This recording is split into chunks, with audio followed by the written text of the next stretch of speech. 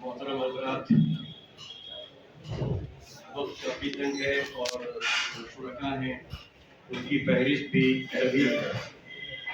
मैं इस मौके पर मुफक्किर इस्लाम हज़रत मौलाना सैयद अबुल हसन अली हसनी नदवी रहमतुल्लाह अलैह के सिलसिले में कुछ वाक़यात की रोशनी में अर्ज़ करने की कोशिश करूँगा।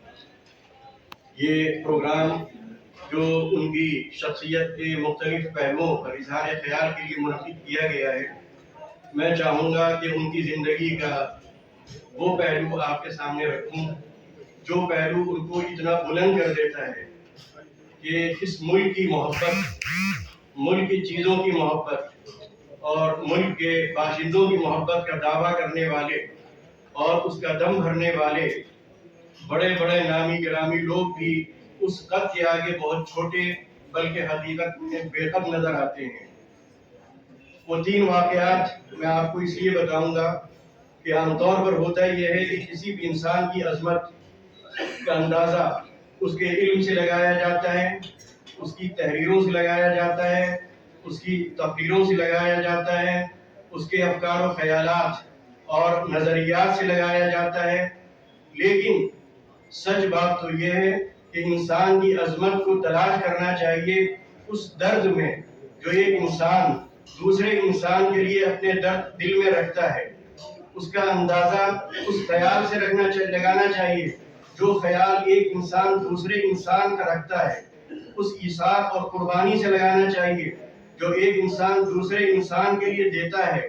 उस फिक्र से लगाना चाहिए जो फिक्र एक इंसान दूसरे इंसान की करता है। लेकिन ये एक अजीब अलमिया है कि इंसान की अजमत का अंदाज़ा इन चीज़ों से लगाने के बजाय उसकी दौलत से, उसके इल्म से, उसकी तहरीरों से, उसकी तकरीरों से, उसकी खिताबत से, उसकी तस्नीफात से लगाने की कोशिश की जाती है। हालांकि वो भी अपनी जगह दुरुस्त है, लेकिन इंसान के अंदर अगर इंसानियत नहीं तो सारी चीज़ें बेकार हैं। तो मैं 3 वाक़यात यहाँ पर नकल करना चाहूँगा। पहला वाक़या, हज़रत मौलाना अली मियां रहमतुल्लाह अलैह अपने घर से नदवे जा रहे थे, गाड़ी पर बैठ चुके थे, गाड़ी में जो नल था वो नल बह रहा था। वो गाड़ी से उतरते हैं, जाते हैं, टोटी बंद करते हैं और आकर फिर बैठकर ये कहते हैं कि भाई पानी ज़ाया हो रहा था, म्यूनिसिपैलिटी का नल था, सरकारी पानी था, इसको इस तरह ज़ाया नहीं होना चाहिए था। इतना बड़ा आदमी खुद जाकर टोटी बंद कर रहा है और पानी उसका अपना नहीं बह रहा है, उसका पानी ज़ाया नहीं हो रहा है, सरकार का पानी ज़ाया हो रहा है, सरकार के नल जो है वो खराब हो रहा है, उसको इतनी फिक्र। दूसरा वाकया, वो यहाँ से बॉम्बे जा रहे थे, लखनऊ रेलवे स्टेशन पर बेंच पर बैठे हुए थे, सामने एक ट्रेन खड़ी थी। वो ट्रेन जब जाती तो उनकी ट्रेन आती।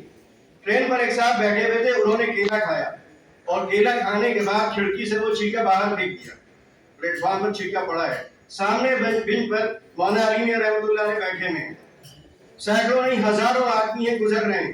किसी को ख्याल नहीं कि ये छिलका किसी की टांग तोड़ सकता है, किसी की जान ले सकता है, किसी को पटरी पर गिरा सकता है।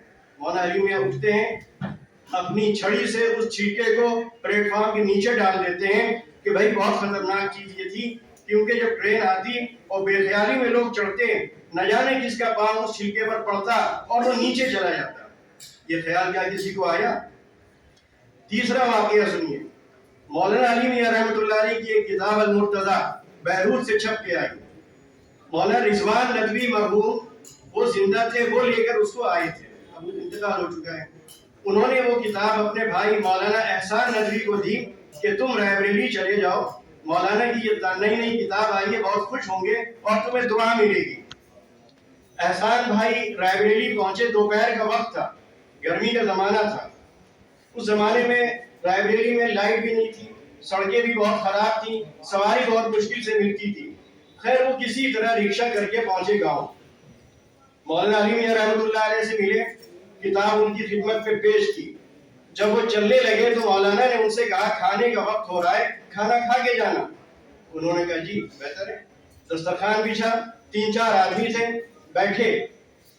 मौलाना अली मियां रहमतुल्लाह अलैह ने एहसान भाई से कहा कि तुम स्टेशन से यहाँ कैसे आए? انہوں نے کہا رکشے سے، اور رکشہ میں نے روک لیا ہے کیونکہ یہاں سے دوبارہ رکشہ ملے گا نہیں، تو اسی رکشے پر ہم واپس چلے جائیں گے۔ مولانا نے کہا کہ بھائی رکشے والا بھی تو کھانا کھاتا ہوگا۔ احسان بھائی نے کہا جی اس کو پیسے دے دیں گے، وہ کہیں کھا لے گا۔ اب آپ دیکھیے مولانا علی میاں صاحب کی عظمت، انہوں نے عبد الرزاق صاحب مرحوم سے کہا کہ جاؤ رکشے والے کو بلا لاؤ۔ وہ رکشے والے کو بلا کے لائے، مولانا نے اپنے سامنے دسترخوان پر بٹھایا، اور بٹھانے کے بعد اپنے ہاتھ سے پلیٹ اس کے سامنے رکھی۔ وہ بڑا ہچکچا رہا تھا، ہچک رہا تھا۔ یہ شاید اس کی زندگی کا پہلا تجربہ تھا کہ کوئی اس کو اپنے ساتھ دسترخوان پہ بٹھا کے کھانا کھلا رہا تھا۔ شاید اس نے کھانا کھایا۔ کھانا کھانے کے بعد پھر مولانا نے چلتے وقت ایک لنگی بھی اس کو دی کہ تمہاری لنگی جو پھٹی ہوئی ہے یہ لنگی پہن لینا۔ یہ 3 واقعات سے آپ اندازہ لگائیے کہ مولانا کا مقام کتنا بلند تھا۔ ایک واقعہ جو ملک سے محبت اور ملک کی فکر کے سلسلے میں جو ابھی مولانا بلال صاحب نے نقل کیا کہ آخری وقت تھا ان کا، تقریباً انتقال سے 3-4 مہینے پہلے کی بات ہے، سب بیمار تھے۔ سابق وزیر اعظم اٹل بہاری واجپئی آتے ہیں عیادت کے لیے، بیٹھتے ہیں، بات شروع ہوتی ہے تو مولانا ان سے اپنے بارے میں نہیں کہتے، اپنی بیماری کو لے کر کوئی بات نہیں کرتے، ندوے کو لے کر کوئی بات نہیں کرتے، حتیٰ کہ مسلمانوں کے سلسلے میں بھی کوئی بات ان سے نہیں کہتے، بلکہ ان سے جو باتیں کہتے ہیں وہ باتیں سننے کے لائق بھی ہیں، نقل کرنے کے لائق بھی ہیں اور محفوظ کرنے کے لائق بھی ہیں۔ مولانا نے ان سے کہا کہ اٹل جی، اوپر والے نے آپ کو بہت بڑا ملک دیا ہے اور یہ ملک ایک امانت ہے، اور اوپر والا جب کسی کو کوئی امانت دیتا ہے تو وہ اس امانت کے بارے میں پوچھتا بھی ہے، وہ کل آپ سے پوچھے گا بھی کہ آپ نے یہ ملک کیسے چلایا، انصاف کیا کہ نہیں کیا، لوگوں کا حق ادا کیا کہ نہیں کیا۔ اور اس کے بعد کہا اٹل جی اگر آپ چاہیں تو اس ملک کو بہت اوپر لے جا سکتے ہیں، آپ اس کو امریکہ اور روس سے زیادہ مستحکم اور مضبوط بنا سکتے ہیں، بشرطے کہ آپ کو یہاں کے لوگوں کا صحیح استعمال کرنا ہوگا۔ ہمارے ملک میں ہر طرح کی صلاحیت رکھنے والے افراد موجود ہیں، آپ ان کی صلاحیتوں سے فائدہ اٹھائیے، آپ ان کا استعمال کیجیے۔ آپ یہاں پر یہ نہ دیکھیے کون کس فرقے سے تعلق رکھتا ہے، کس برادری سے تعلق رکھتا ہے، کس حلقے سے تعلق رکھتا ہے۔ کیا اس کے لیے اتنا کافی نہیں کہ وہ ہندوستانی ہے؟ کیا ہندوستان میں رہنے والے کے بارے میں بھی یہ پوچھا جائے گا تم کس مذہب کے ہو، کس فرقے کے ہو، کس جماعت کے ہو؟ انہوں نے کہا کہ یورپ کی ترقی کا یہی راز ہے کہ وہاں پر انہوں نے صرف یہ دیکھا کہ وہ ہمارے ملک کا ہے، خواہ وہ مسلمان ہو یا غیر مسلم ہو، عیسائی ہو یا یہودی ہو، انہوں نے دیکھا کہ اس کے اندر یہ صلاحیتیں موجود ہیں، ان صلاحیتوں سے انہوں نے فائدہ اٹھایا۔ تو اس طرح یورپ اور امریکہ نے ترقی کی۔ یہ راستہ ہمارے لیے بھی کھلا ہوا ہے، بشرطے کہ ہم اس راستے پر چلنے کے لیے تیار ہو۔ خدا حافظ۔